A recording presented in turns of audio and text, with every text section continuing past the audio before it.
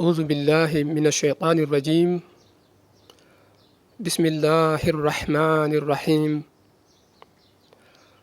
الحمد لله الذي قد فرض على الورى توحيده وحرض على امتثال أمره عباده وخاص بتوفيق من أراده. ثم الصلاة والسلام تترى على النبي جاء بالبشرى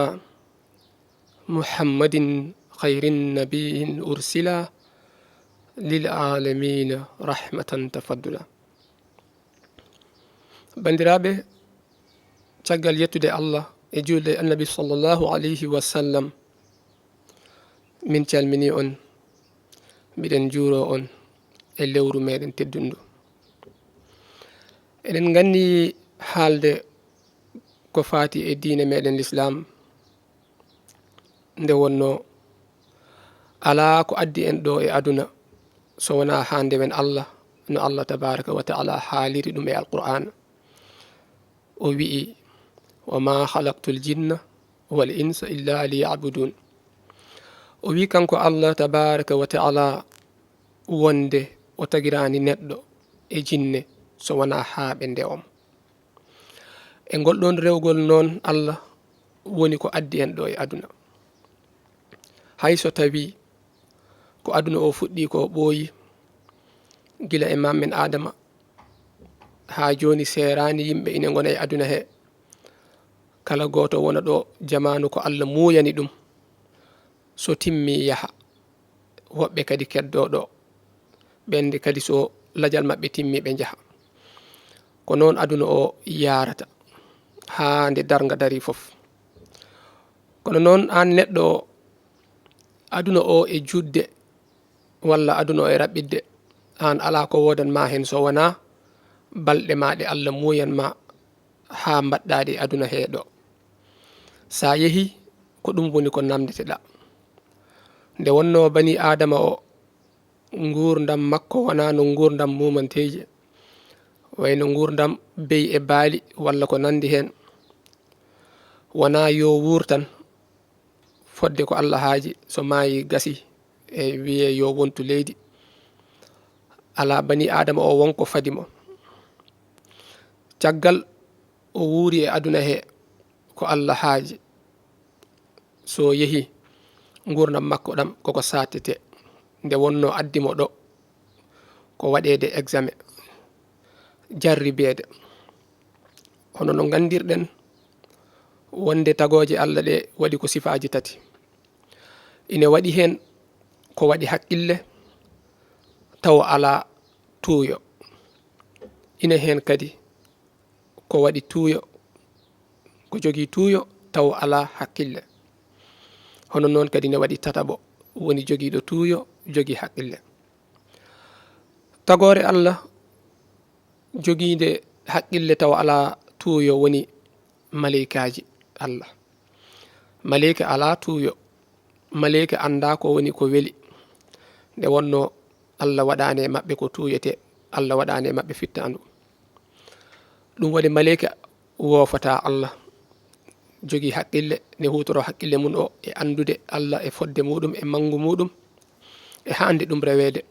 wadde maleyka rewan Allah tan wofata Allah onon Allah haalniri en ay majande yitere maleyka wofata ɗum Allah.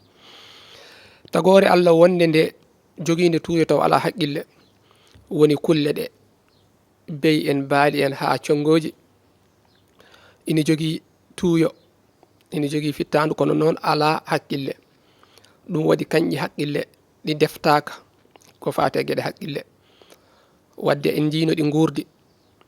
no ɗi gurdata e aduna he ko tuuyo tan ɗi jogui. tagore Allah tataɓo woni jogiiɗo haqqille jogii tuuyo woni bani adama. bani adama en jogii haqqille ine foti rewde Allah ine miijo ine jogii kadi tuuyo ko ine addana ɗum dartude ko weeli gila e dahammeji ha ko nandi hen wadde bani adama lombi e hakkude he kala hen e maɓɓe noon tinniɗo ha haqqille muɗum o folti tuuyo mum ngo so tawi fittandu makko addanimo wadde gueɗe gustile on sa hakkille o so miijima folta fittandu ruhu makko abbo hakkille o acca ko fittandu haali ko on yahata ina ngabba e maqamaji ha yetto maqamaji malika walla bal ha ɓurta malika nde wonno malika tuuyo waɗano ko e muɗum saka wiye tinnima ha daɗi oɗo noon waɗanama tuuyo wanna haqqille tinni ha haqqille muɗum o fooli tuuyo mum ngo ɗum waɗi ina yaha ha maqama mum ɓurto to banggue martaba to banggue tinnare kalanmi taw wona to banggue ɓallade Allah ɗum ko Allah andi eyyi kala belsidiɗo hen noon ha tuuyo makko fooli haqqille makko ha maana ruhu makko o abbi tuuyo ngo woni fittandu makko welsidi ko haqqille o yamirtamo on hankadi yahata jippo ha nanda e kulle walla jaasa ɗum woni ɓe Allah wiyata ulaika ɓeɗon kala an ami ɓe mbayi kono mumanteji ni walla ni kamɓe ɓuuri majjude mumanteji Allah ina haalumi alqur'ana ɗum waɗi ndeke bani adama o gonal makko ɗo e aduna wona tan wonde ne ñama ne yara kala subaka mo pinɗa tan ko subaka keso hanki o ɓenni ala ko janguɗa hen jango ko jango Allah no woɓɓe mbirata kala ko ari foof jaaden hen ala bani adama o wonko fadi mo yeeso so tawi neɗɗo wuuri ɗo ha balɗe mum gasi so yeehi koko ñawete nde wonno nde o arata nde kanko bani adama o ko ruhu makko aranno nde wonno ruhuji foof giƴƴi ruhu o nde arata e aduna nde wonno nden ne andi Allah ɗum waɗi anduɓe gandini en wonde ruhuji foof tagɗa caggal nde Allah tagi ruhuji Allah namdi ruhuji ɗi o wiɓe alastu rabbakum mate mi wona joom mon ruhuji ɗi jaabi wi bala woni eyyi kay tigi an woni joom amen joni noon kala ruhu noon ina taƴana zamanu mo wurata e aduna he won anduɓe wiɓe caggal nde ɗi taga haɗi ceedi wonde Allah woni joom mabɓe ruhuji ɗi koko moɗodiri on wiyama yoɓe ɗi moɗodira goɗo moɗa oɗa kanko kadi goɗɗo moɗama noon ɗi moɗodiri ha ruhu mam adama sakkiti hankkadi noon kala ruhu mo monno ko on jibinta caggal muɗum on yaltata e mum on kadi mo monno o yalta e mum noon yahata ha aduna o gasoya eyyi won wiɓe noon joni noon jamanu foof e ruhuji ɗi ganduɗa kanji Allah hoddirani on saaha ɗi gona e aduna he ko noon yarata ene jippo jamanu mo ruhu o yoni beele o ara e aduna he omo wasiye omo waaje wayno hono ɗannotoɗo ne heblane ni o wiya so yeehi o tinno to aduna mo fayi o ina toon ko wiyete fittandu ina toon ko wiyete duniya woni aduna ina toon ko wiyete tuuyoji e ko nandi hen so yeehi o tinno ɓayi o woni koye jarribeede omo ndaare somo daɗa walla o daɗata on saaha o tinno ha ɗi mbasa foldemo so artiga taw omo laaɓi eyyi ko yahata kon e ko artata ko ala ko ɗaɓɓete sowona gartal makko so ari taw ruhu o ina laaɓi e tundiji fittandu tundiji goofi Allah tundiji bakkatuji ha ko nandi hen nde wonno ɗeɗo gaɗe tunninta fittandu ɗum woni ko Allah haalata qad aflaha man zakkaha wa qad haaba man dassaha o wi qad aflaha malama man zakkaha on gartuɗo ga ina senni fittandu mum ari taw fittandu ne laaɓi e gueɗe tundi eyyi wa qad haaba yo andu perti sooyi on gartuɗo ga man dassaha on gartuɗo ga ina tundini fittandu ndu bakkatuji en penale en ha darde ko harmi en ɗen gueɗe foof ko tundinoji fittandu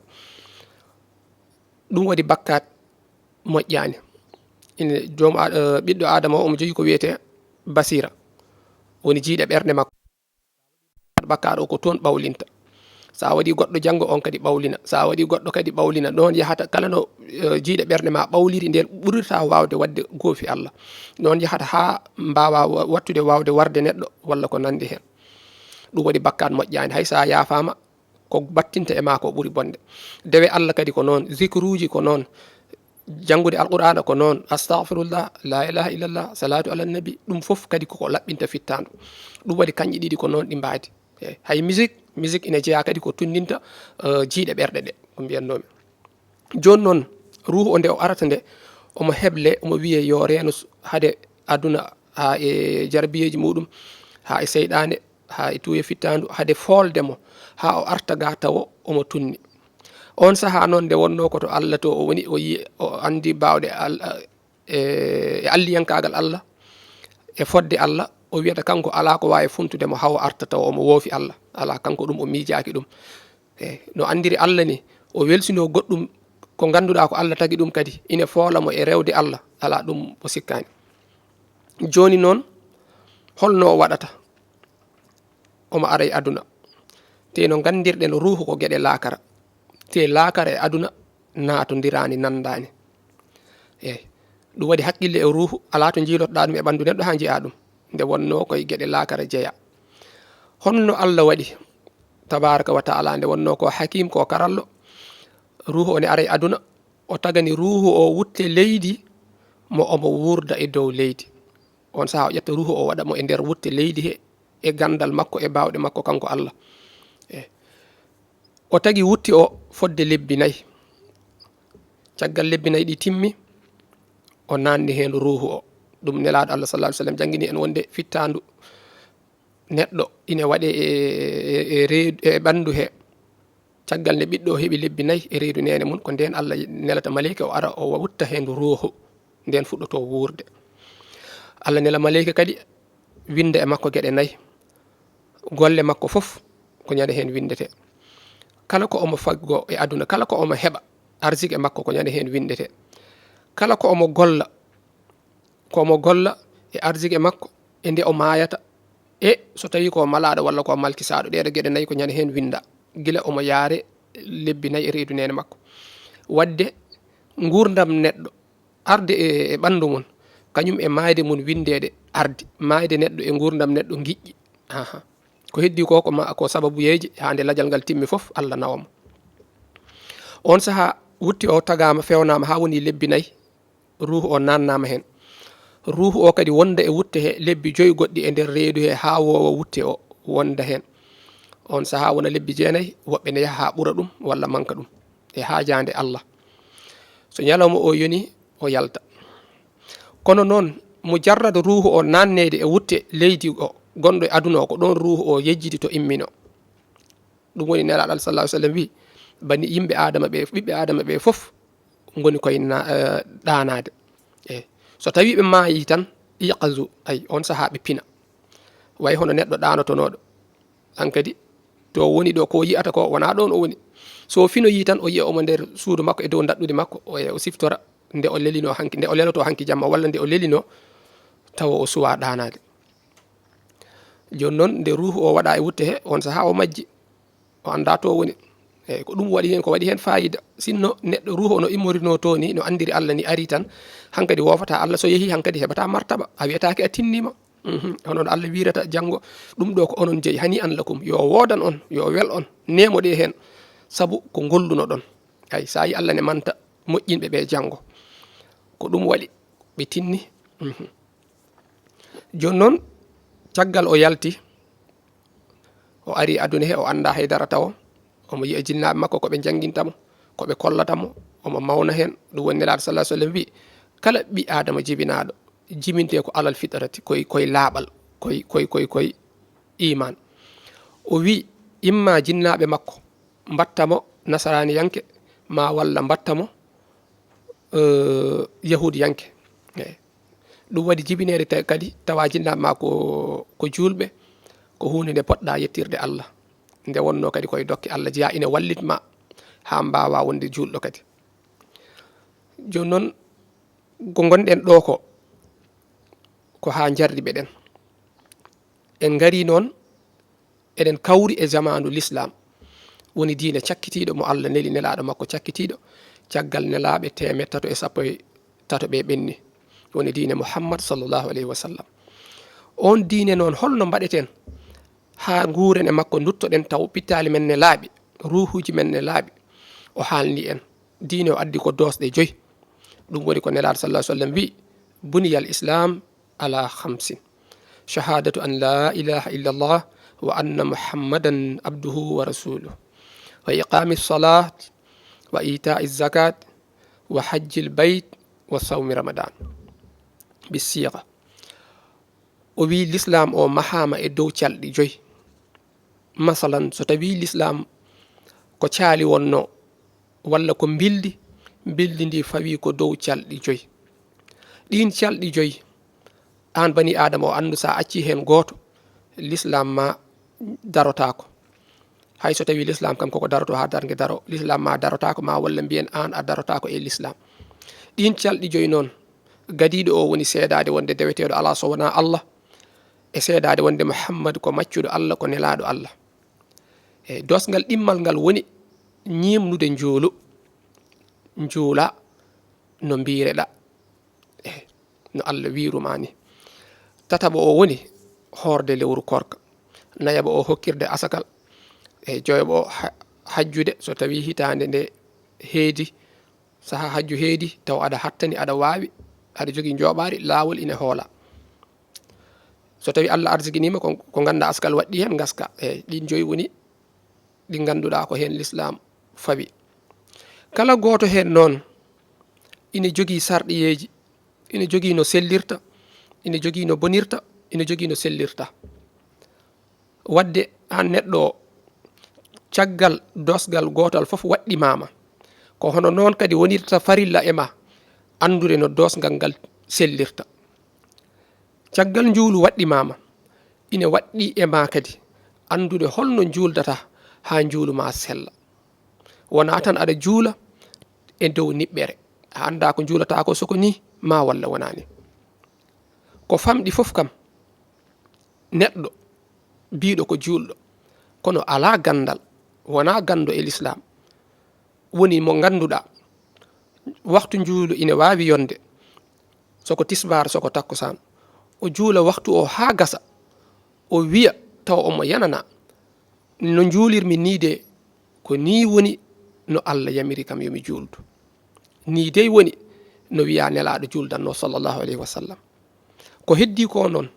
woni jaɓede juulungo ɗum koye jungo Allah woni. wadde mbiɗa ñaago jomam nde o jaɓanta kam juulungo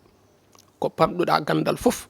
aɗa foti yananede no julduɗa ni kam ko ni ma walla wonani taw wona tan aɗa juula e niɓɓere. hono noon kadi julɗo biyowo ko julɗo kono ala gandal woni julɗo mo ganduɗa gila e golleji makko soko lewru o yoɓete ma walla bitig o jogi hitande foof omo foti andude to woni ɗo est ce que ko jogi ko asakal ine waɗɗi hen ma walla waɗɗaki hen. taw wona omo jooɗi tan omo liggo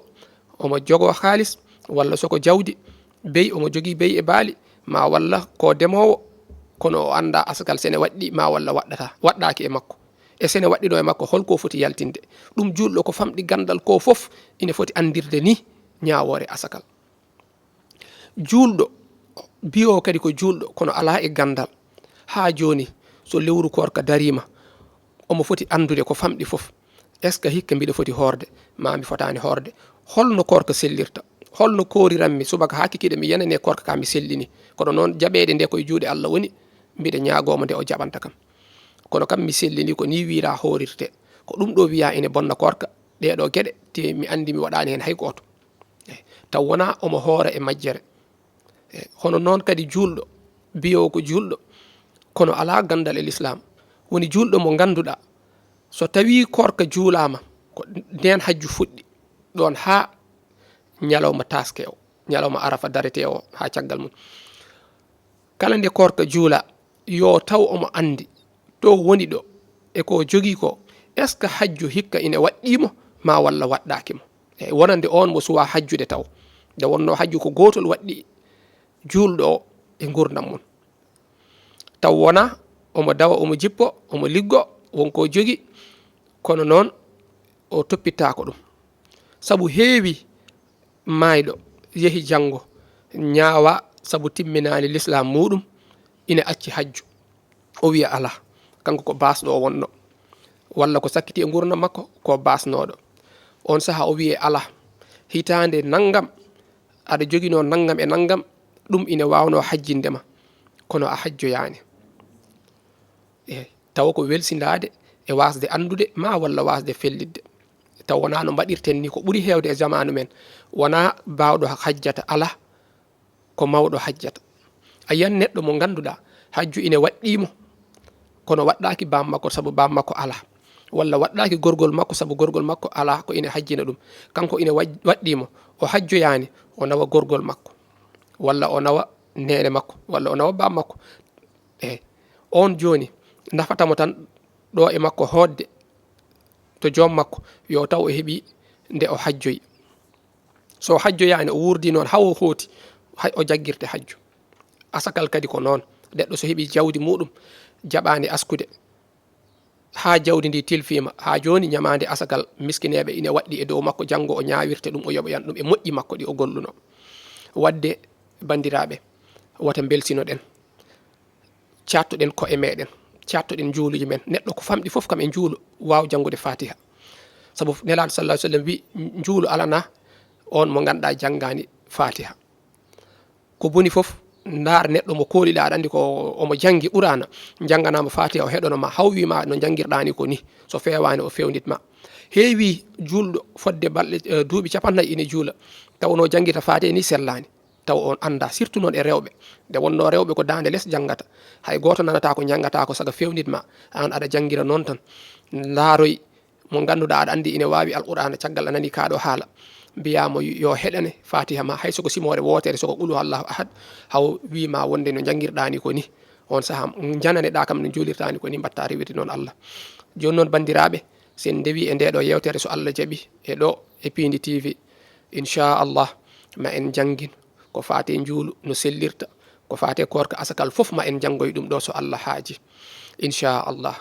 foof noon koye bawɗe Allah woni, eɗen ñagonde Allah hawridinta en e moƴƴinoɓe e jahoɓe janggo, jii'a golle muɗum en, belto mbiya hani an, belto kolla bandiraɓe muɗum en. joni wadde en baynodirat ha gongol inchallah, sen garti kalen e ñawoje soko juulu walla korka walla ko nandi hen. waɗananno yewtere ko musidɗo moɗon almudo mon Mouhammad Siraji Anne ɗo e Pindi TV. wassalamu aleykum wa rahmatullahi wa barakatuhu.